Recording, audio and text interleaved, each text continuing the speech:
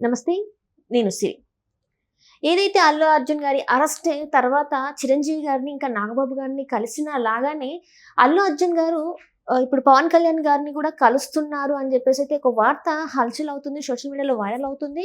అయితే మరి నిజంగానే అల్లు అర్జున్ గారు పవన్ కళ్యాణ్ గారిని కలుస్తారా లేదా అనే అంశాన్ని మనకు తెలియజేయడానికి మనతో పాటు ఉన్నారు ప్రముఖ సీనియర్ జర్నలిస్ట్ యజ్ఞమూర్తి గారు. నమస్కారం సార్. నమస్తే సరే సార్, ఇప్పుడు చూస్తుంటే మరి ఇప్పుడు అయితే చిరంజీవి గారిని నాగబాబు గారిని అయితే అల్లు అర్జున్ గారు కలిశారు, మాట్లాడారు.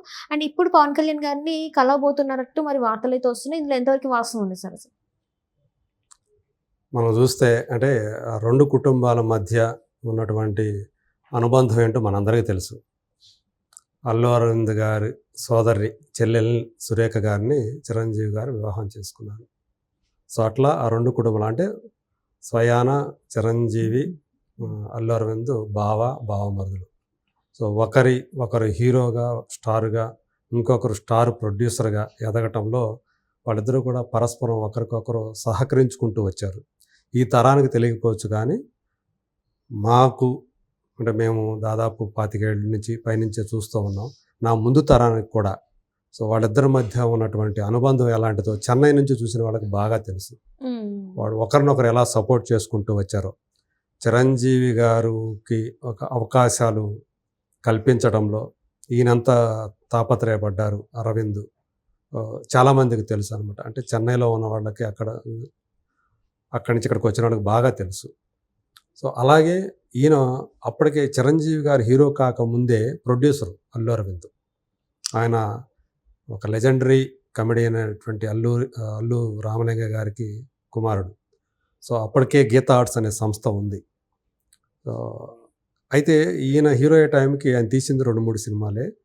ఈయన గీతా ఆర్ట్స్ అనేది ఒక ప్రముఖ నిర్మాణ సంస్థగా తెలుగు చిత్రసీమలో, అలాగే అల్లు అరవింద్ ఒక వన్ ఆఫ్ ది టాప్ ప్రొడ్యూసర్స్గా పేరు సంపాదించుకోవడంలో చిరంజీవి గారి పాత్ర కూడా ఉంది. ఎందుకంటే గీతా ఆర్ట్స్లో ఆయన ఎన్నో బ్లాక్ బస్టర్ సినిమాల్లో ఆయన యాక్ట్ చేశాడు. సో అలా ఆ బ్యానర్ కూడా చాలా ప్రముఖమైనటువంటి పేరు పాపులారిటీ సంపాదించుకుంది. అలాంటి రెండు కుటుంబాల మధ్య ఒక తరం తర్వాత వచ్చేటప్పటికి కొంత గ్యాప్ వచ్చిందనే ప్రచారం చాలా బాగా విరివిగా జరుగుతూ ఉంటుంది. సొంత అస్తిత్వం అనేది ఎవరికైనా కూడా ఒక స్టేజ్కి వచ్చిన తర్వాత ఆలోచన కలుగుతుంది.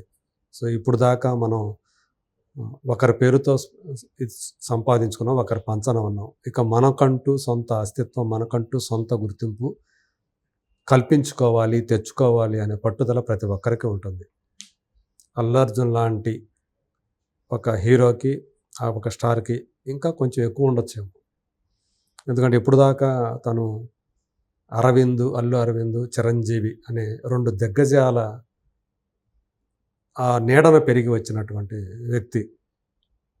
అందరూ కూడా మెగా అంటుంటే మెగా అనేది చిరంజీవి ఆయన కాంపౌండ్కి సంబంధించినటువంటి పేరు. మా ఇంటి పేరు అల్లు కదా, సో నేను నా సొంత గుర్తింపు తెచ్చుకోవాలి అని ఆయన ఒక పట్టుదలతో ప్రయత్నం చేసి ఇప్పుడు ఈ స్థాయి దాకా వచ్చాడు అనేది కాదనలేని నిజం. అంటే ఆయన సినిమాల ఎంపికలో కానీ, కథల ఎంపికలో కానీ, ఆయన చేస్తున్న ఏవైతే సినిమాలు చేశాడో వాటిల్లో ప్రమేయం అంతా కూడా తనదే ఉంది. ఒకవేళ ఉంటే కొద్దిగా స్టార్టింగ్లో అల్లు అరవింద్ తండ్రిది ఉందేమో కానీ అందులో చిరంజీవి గారి ప్రమేయం ఎక్కడ ఉంది? లేదా ఆ హీరోలకు సంబంధించిన చిరంజీవి గారు ఆయన తమ్ముళ్ళో లేకపోతే వీళ్ళ ప్రమేయం ఏమీ లేదు కదా నేను ఈ స్టేటస్కి రావటంలో. అలాంటప్పుడు నేనెందుకు ఆ ప్రాపణ ఉండాలి, అంటే దాని కింద ఆ కోటరీలో ఉండాలి అన్నట్టుగా అనుకున్నాడేమో.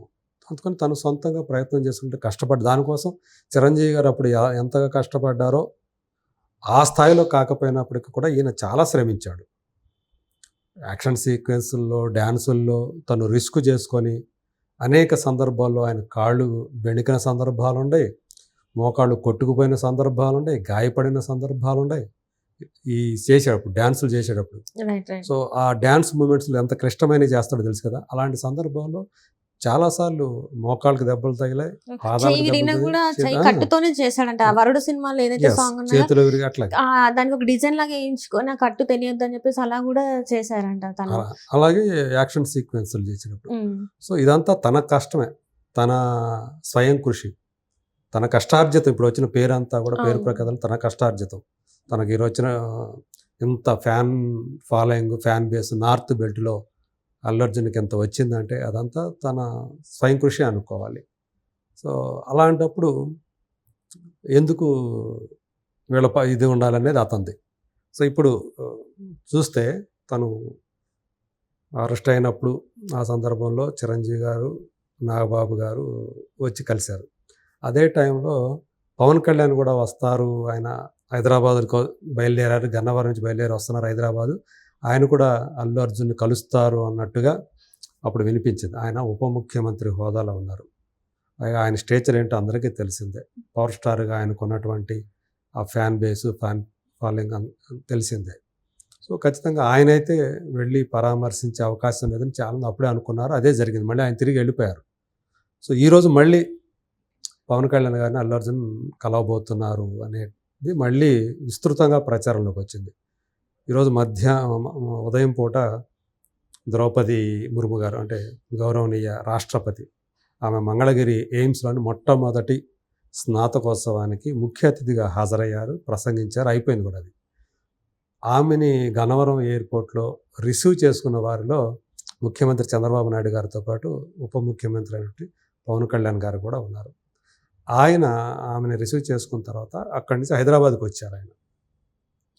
సో ఇప్పుడు హైదరాబాద్లోనే ఉన్నారు అని మనకు అందుతున్నట్టు సమాచారం. ఈ నేపథ్యంలోనే ఆల్రెడీ చిరంజీవి గారిని, నాగబాబు గారిని కలిసినటువంటి, వాళ్ళ ఇంటికి వెళ్ళి కలిశాడు కదా తను. ఇంటర్వ్యూ బెయిల్ పొంది వచ్చేసిన తర్వాత, జైలు నుంచి వచ్చేసిన తర్వాత వాళ్ళిద్దరు కూడా ఇద్దరు మేనమామల్ని కలిశాడు, మొదటి ఇద్దరిని కలిశాడు. సో పవన్ కళ్యాణ్నే ఇంకా బ్యాలెన్స్ ఉంది, కలవలేదు ఇప్పుడు దాకా, ఎందుకంటే ఈయన అక్కడ ఉండటం వల్ల అని. సో ఇప్పుడు హైదరాబాద్ వచ్చాడు కాబట్టి పవన్ కళ్యాణ్ కూడా కలిసి ఆయన ఆశీర్వాదాలు కూడా తీసుకోబోతున్నాడు అనేది మనకు అందుతున్నటువంటి సమాచారం. ఈ మధ్యకాలంలో జరిగినటువంటి పరిణామాలు ఏవైనా కానీ మనందరికీ తెలుసు, జనసేన, వైసీపీ వేర్వేరు విపక్షాలుగా పోటీ చేసిన సందర్భం ఎన్నికల్లో. సో తెలుగుదేశం పార్టీతో కలిసి, అలాగే బీజేపీతో కలిసి ఒక కూటమిగా జనసేన కూడా పోటీ చేసింది. దీనికి వ్యతిరేక పార్టీ అయినటువంటి, విపక్షమైనటువంటి వైసీపీ తరపున నిల్చున్నటువంటి అభ్యర్థికి తను అనుకూలంగా వెళ్ళి మద్దతు ఇచ్చి ఆయనకు ఓట్లు వేయమని అడిగిన సందర్భం మనకు తెలుసు, నంద్యాల వెళ్ళి అల్లు అర్జున్. సో అలా అప్పటి నుంచే ఈ గ్యాప్ ఇంకా పెరిగింది అనేది కూడా మనకు తెలుసు. ఇప్పుడు ఆ గ్యాప్ని తగ్గించుకోవాలంటే పవన్ కళ్యాణ్ని కలిసి ఆయనకు కూడా ఆయన ఆశీర్వాదాలు తీసుకుంటాం మంచిది అని చెప్పేసి తండ్రి ఇచ్చిన సూచన మేరకే చిరంజీవి గారి ఇంటికి వెళ్ళటమైనా, నాగబాబు ఇంటికి వెళ్ళటమైనా జరిగిందని మనకు వినిపిస్తున్నటువంటి మాట.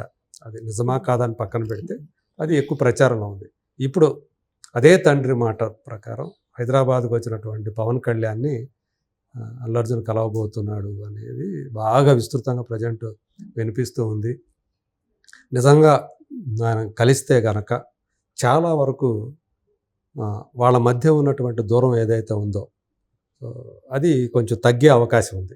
ఫ్యాన్స్ వార్ ఎటు ఉంటుంది, కానీ వ్యక్తుల మధ్య ఏదైతే దూరం ఉందో అది తగ్గడానికి ఇప్పుడు చిరంజీవి, నాగబాబుని కలవటం వల్ల, సో వాళ్ళు ఆయనతోటి కాసేపు మాట్లాడటం వల్ల ఒక సుహృద్భావ వాతావరణం, ఒక స్నేహపూర్వక వాతావరణం ఏర్పడినట్లే కదా వాళ్ళ మధ్య అయితే. సో ఇప్పుడు ఎప్పుడైనా సరే వాళ్ళు మాట్లాడుకోవడానికి అవకాశం ఉంటుంది. ఇప్పుడు ఫోన్లో అయినా మాట్లాడుకోవచ్చు, ఇదంతా ఉంటుంది.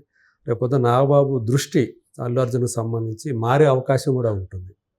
సో ఇది మాట్లాడుకున్నారా లేదా ఆ సంగతులు, అప్పుడు ఆయనతో ఏం మాట్లాడాడు, ఏంటి, రాజకీయపరమైనటువంటి అంశాల గురించి కూడా ఏమన్నా వివరణ ఏమైనా ఇచ్చాడా నాగబాబుకి అల్లు అర్జున్, ఆ రోజు నంద్యాలకు ఎందుకు వెళ్ళింది, మనకి ఇప్పుడు దాకా బయటకేం తెలియదు. అదేవిధంగా ఇప్పుడు కూడా తనకు ఇంటెన్షనల్గా అక్కడికి వెళ్ళలేదు, ఆ రోజు ప్రచారం చేయలేదు, స్నేహం కోసం వెళ్ళాను తప్పి నాకు ఆ పార్టీ మీద ఎలాంటి ఇది లేదు, ఒపీనియన్ లేదని ఇతను చెప్పుకోవచ్చు. సో అలా చిన్న మేనమామతో కూడా ఒక మంచి అట్మాస్ఫియర్ని ఆయన క్రియేట్ చేసుకునే అవకాశం ఉంది. సో అందు గురించి ఆయన అల్లు అరవింద్ కొడుక్కి సజెషన్ ఇచ్చాడని చెప్పేసి బయటికి వినిపిస్తూ ఉంది. కలిస్తే ఆశ్చర్యపోవాల్సిన పని లేదు, మంచి దానివల్ల నష్టం అయితే లేదు. తనకు కలిగితే ఇంకా మంచిగా ఉంటుంది, కానీ నష్టమైతే లేదు కదా అనేది తండ్రి పాయింట్. మరి దాన్ని పాటిస్తాడా లేదని చూడాలి. Right sir. Right. Thank you so much sir. Thank you.